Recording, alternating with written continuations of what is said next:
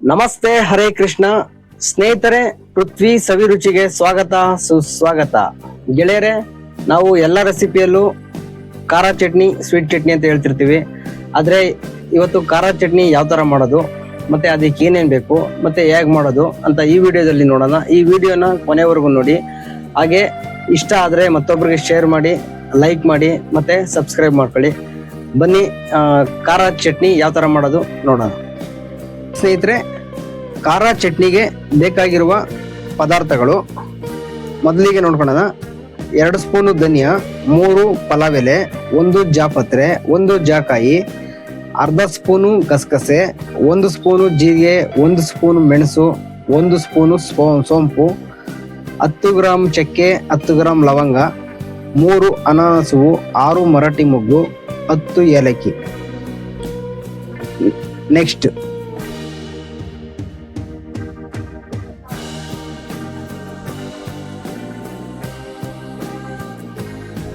ಹಾಗೆ 20 ಗ್ರಾಮು ಕೊತ್ತಂಬರಿ ಸೊಪ್ಪು, 20 ಗ್ರಾಮು ಮೆಂತ್ಯ ಸೊಪ್ಪು, 20 ಗ್ರಾಮ್ ಪಾಲಕ್ ಸೊಪ್ಪು, 30 ಗ್ರಾಂ ಪುದೀನ, 30 ಗ್ರಾಂ ಗೋರಿಬಿದ್ದು ಮೆಣಸಿನ್ಕಾಯಿ, 20 ಗ್ರಾಂ ಬ್ಯಾಡಗಿ ಮೆಣಸಿನ್ಕಾಯಿ, 2 ಉಂಡೆ ಬೆಳ್ಳುಳ್ಳಿ ಸುಳಿದಿಟ್ಟಿರೋದು, 20 ಗ್ರಾಂ ಶುಂಠಿ ಸಣ್ಣದಾಗಿ ಹಚ್ಚಿಟ್ಟಿದ್ದೀನಿ, ಒಂದು 20 ಗ್ರಾಂ ಕೊಬ್ಬರಿ, ಒಂದು ಸ್ವಲ್ಪ ಕರ್ಬೇವಿನ ಸೊಪ್ಪು, 5 ಹಸಿರುಮೆಣಸಿನ್ಕಾಯಿ, 1 ಸ್ಪೂನು ಅರಿಶಿನ ಪುಡಿ, 1.5 ಸ್ಪೂನು ಕಲ್ಲುಪ್ಪು, 100 ಗ್ರಾಂ ಕೊಬ್ಬರಿ ಎಣ್ಣೆ. ನೋಡಿ ಸ್ನೇಹಿತರೆ, ಈಗ ಇದು ಗೋರಿಬಿದ್ದು ಮೆಣಸಿನ್ಕಾಯಿ ನೀರಿಗೆ ಹಾಕ್ತಾ ಇದ್ದೀನಿ. ಹಾಗೆ ಬ್ಯಾಡಗಿ ಮೆಣಸಿನ್ಕಾಯಿ ಇದನ್ನು ಕೂಡ ನೀರಿಗೆ ಹಾಕ್ತಿದ್ದೀನಿ. ಯಾಕೆಂದ್ರೆ ಇದರಲ್ಲಿ ಸಖತ್ತು ಧೂಳಿರುತ್ತೆ. ಆಮೇಲೆ ಸ್ವಲ್ಪ ನೆನೆಸ್ಬಿಟ್ಟು ರುಬ್ಬಿದ್ರೆ ಬೇಗ ನುಣ್ಣಗಾಗುತ್ತೆ. ನೋಡ್ಬೋದು ಎಷ್ಟೊಂದು ಧೂಳು ಇರುತ್ತೆ, ಎಷ್ಟೊಂದು ಗಲೀಜಿರುತ್ತೆ. ಹಂಗಾಗಿ ಕ್ಲೀನ್ ಮಾಡಿಬಿಟ್ಟೆ ಮಾಡೋದು ಆರೋಗ್ಯಕ್ಕೆ ತುಂಬಾ ಒಳ್ಳೆಯದು. ಒಂದು 5 ನಿಮಿಷ ಹೀಗೆ ನೀರಲ್ಲಿ ಬಿಟ್ಬಿಟ್ಟು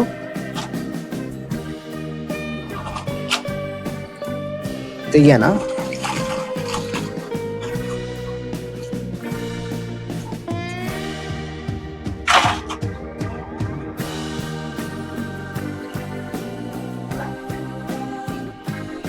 ಕ್ಲೀನ್ ಆಗಿದೆ. ಇದನ್ನ ಸಪ್ರೇಟ್ ಇಟ್ಕೊಂಡ್ಬಿಡೋಣ. ಹಾಗೆ ನೋಡ್ಬೋದು, ಈ ಸ್ಪೈಸಿ ಐಟಮ್ಗಳೆಲ್ಲ ಡ್ರೈ ಪೌಡರ್ ಮಾಡಬೇಕು. ಅದಕ್ಕೆ ನಾನು ಈಗ ಈ ಮಿಕ್ಸಿ ಜಾರ್ಗೆ ಎಲ್ಲವನ್ನು ಹಾಕ್ಬಿಡ್ತೀನಿ.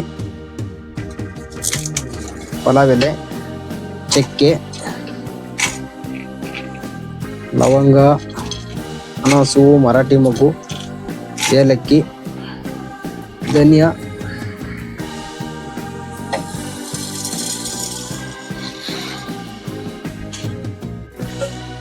ಇದೆಲ್ಲ ಹಾಕಿದ್ದೀನಿ. ಜಾಕಾಯಿ ಒಂದು ಪೀಸ್ ಮಾಡಬೇಕು, ಪುಡಿ ಮಾಡ್ಬಿಟ್ಟು ಹಾಕೋಣ. ಪುಡಿ ಮಾಡಿ ಇದಕ್ಕೆ ಹಾಕಿ ರುಬ್ತೀನಿ. 1 ನಿಮಿಷ. ನೋಡ್ಬೋದು, ಪುಡಿ ಮಾಡ್ಕೊಂಬಂದಿದ್ದೀನಿ. ಇದು ಕೂಡ ಹಾಕ್ತಾ ಇದ್ದೀನಿ. ಇದಿಷ್ಟು ಇದು ಹಾಗೆ ಡ್ರೈ ಆಗಿ ಪೌಡ್ರ್ ಮಾಡೋಣ. ಈಗ ಇದನ್ನ ಫುಲ್ ನೈಟಾಗಿ ಪೌಡ್ರ್ ಮಾಡೋಣ.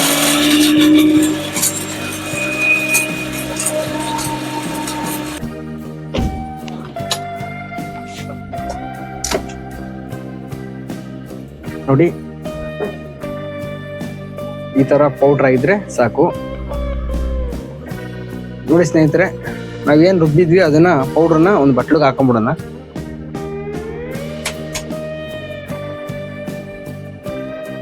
ಬಟ್ಲಿಗಾಗಿದೆ. ಈಗ ಇದೇ ಜಾರ್ಗೆ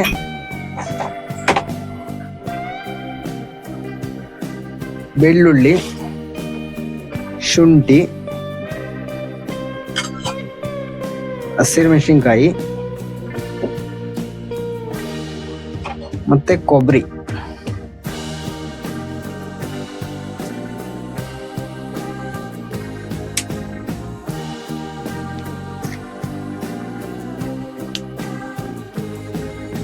ಇದಿಷ್ಟು ಹಾಕಿ ಇದಕ್ಕೆ ಸ್ವಲ್ಪ ನೀರು, ಇದನ್ನು ಕೂಡ ಪೇಸ್ಟ್ ಮಾಡ್ಕೊಂಡ್ಬರೋಣ. ಪೇಸ್ಟ್ ಮಾಡೋಣ.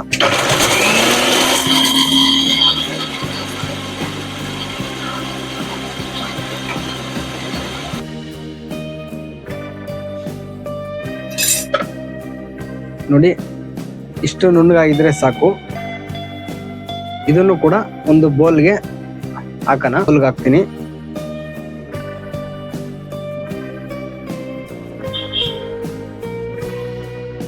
ಕರ್ಬೇವಿನ ಸೊಪ್ಪು,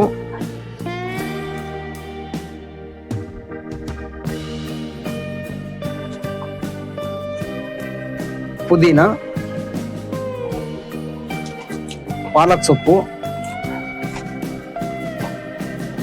ಮೆಂತ್ಯ ಸೊಪ್ಪು, ಕೊತ್ತಂಬರಿ ಸೊಪ್ಪು, ಇದ್ರ ಜೊತೆಗೆ ಸ್ವಲ್ಪ ನೀರು.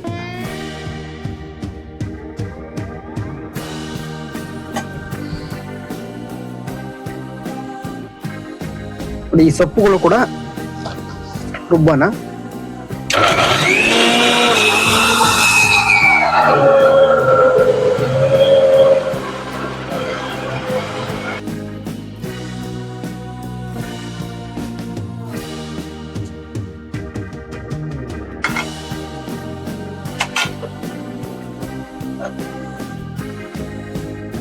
ನೋಡಿ ಸ್ನೇಹಿತರೆ, ಇಷ್ಟು ನುಣ್ಣಗಾಗಿದ್ರೆ ಸಾಕು. ಮತ್ತೆ ನಾವು ನೀರು ಹಾಕೋ ಅವಶ್ಯಕತೆ ಇರಲ್ಲ. ಹಾಗಾಗಿ ಇದಕ್ಕೆ ಎಷ್ಟು ಬೇಕು ಅಷ್ಟು ನೀರು ಹಾಕಿದೀವಿ.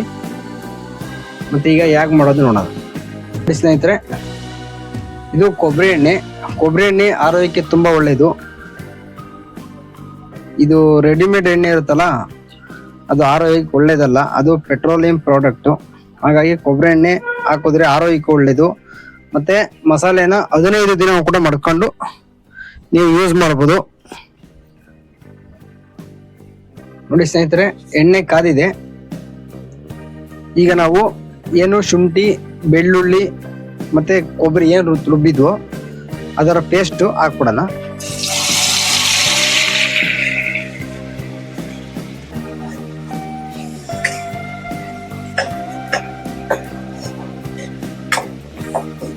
ಈ ಎಣ್ಣೆಯಲ್ಲೇ ರೋಸ್ಟ್ ಆಗಬೇಕು. ಆಮೇಲೆ ನಾವೇನು ತೊಳೆದಿಟ್ಟಿದ್ವೋ ಮೆಣಸಿನ್ಕಾಯಿ ಅದು ಕೂಡ ಹಾಕೋಣ.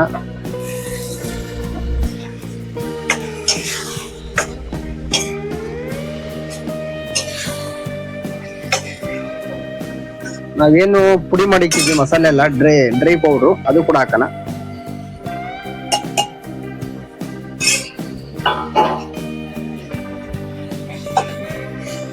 ಅರಿಶಿನ ಪುಡಿ ಹಾಕೋಣ.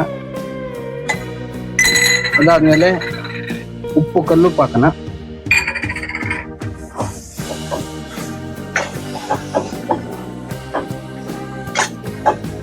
ಅದಾದ್ಮೇಲೆ ಏನ್ ರುಬ್ಬಿಕ್ಕಿದ್ವಿ ಮಸಾಲೆ ಅದು ಕೂಡ ಹಾಕೋಣ.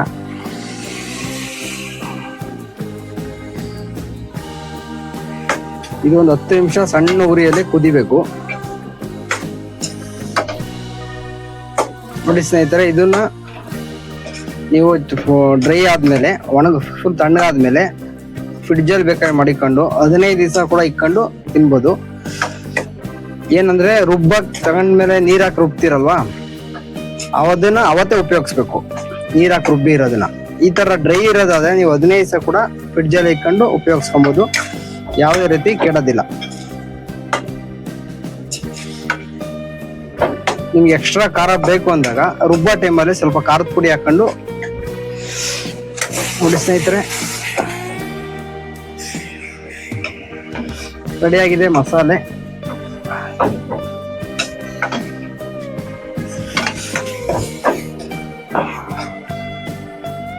ನೋಡಿ ಸ್ನೇಹಿತರೆ, ಖಾರ ಚಟ್ನಿ ಮಸಾಲೆ ರೆಡಿಯಾಗಿದೆ. ಇದನ್ನೇ ನಾವು ದಿನಕ್ಕೆ ಎಷ್ಟು ಬೇಕು ಅಷ್ಟು ಮಾತ್ರ ರುಬ್ಕೊಂತೀವಿ ಅಂಗಡಿಯಲ್ಲಿ.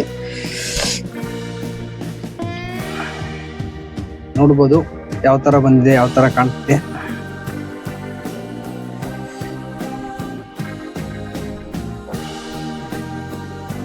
ಖಾರ ಚಟ್ನಿ ಮಸಾಲೆ ರೆಡಿಯಾಗಿದೆ.